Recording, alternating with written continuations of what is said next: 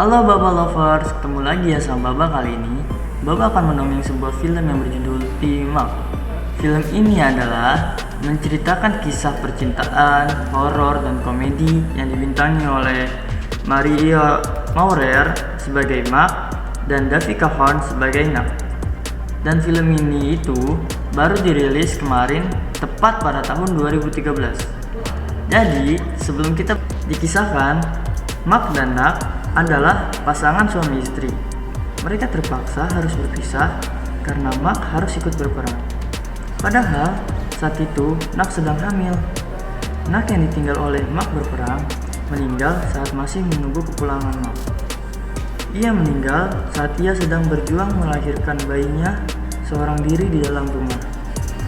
Bersamaan dengan meninggalkan Nak, Mak tertembak di medan perang. Mak merasa ada yang janggal. Ia akhirnya memutuskan untuk pulang ke rumahnya dengan keempat temannya.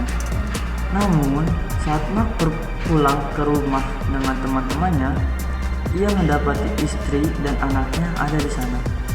Rupanya, Nak belum mampu menerima kenyataan bahwa dirinya telah meninggal dan masih ingin bersama dengan suaminya. Ketika Mak dan teman-temannya pergi ke pasar, orang-orang desa menghindari interaksi dengan Mak dan lainnya. Mereka terlihat sangat ketakutan dan segera menjauhkan diri. Namun di antara orang-orang itu ada seorang penjual yang berkata soal apa yang terjadi. Ini dikarenakan penjual tersebut sedang dalam keadaan mabuk. Penjual itu bilang, jika Mak ingin tahu sebenarnya, maka Mak harus melihat Nak dari tengah-tengah kedua kakinya. Dengan begitu, Mak akan tahu kalau istrinya adalah hantu. Tapi perkataan penjual itu belum sempat selesai karena ia dihentikan oleh putranya yang menyergah dan meminta maaf atas perkataan sembarangan ibunya. Ia bilang, ini terjadi karena ibunya sedang dalam keadaan mabuk. Mereka pun pergi, meninggalkan Mak dan yang lainnya.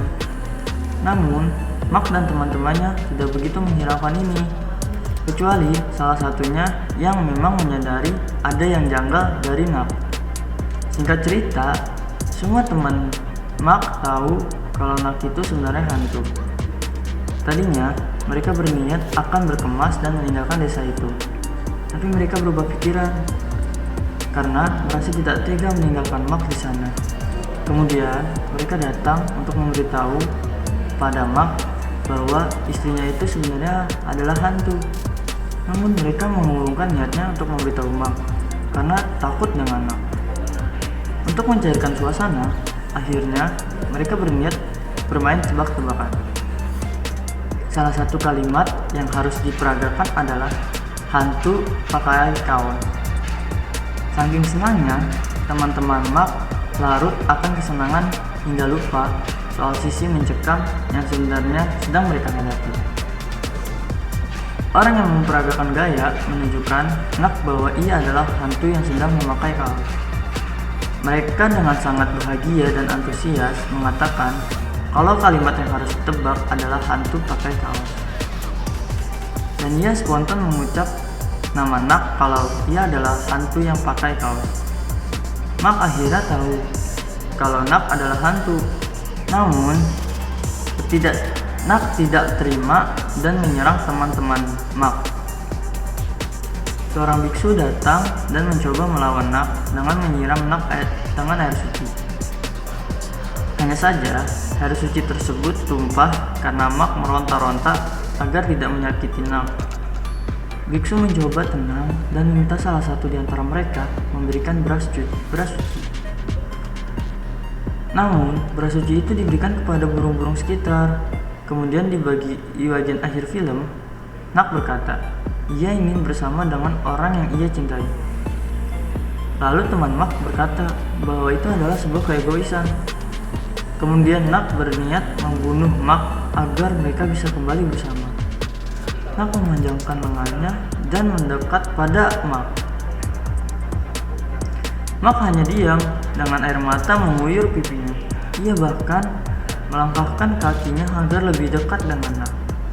Namun, ternyata Nak sama sekali tidak melukai Mak. Lengannya ia gunakan untuk menghapus air mata Mak. Nak ikut menangis dan minta maaf atas tindakannya selama ini. Ia meminta maaf atas kebohongan yang selama ini ia buat. Ia melakukan itu semata-mata agar tetap berada di sisi Mak. Ia meminta Mak berjanji untuk melanjutkan hidupnya sekalipun Mak sudah pergi. Mak menjawab bahwa ia tidak peduli sekalipun telah dibohongi. Ia bilang ia akan mencintai Nak sampai kapanpun.